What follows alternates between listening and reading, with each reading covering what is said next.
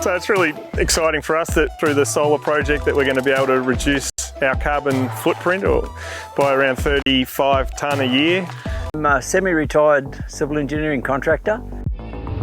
Property was pretty much run down when I bought it. Then of course that's where Island Energy came along to help me with the power supply. We started talking to Island Energy and had to work out what the power requirements were, how much power we needed and what size system we could install. We constructed the shed and then Island Energy came in and started the install pretty much the day after the shed went up.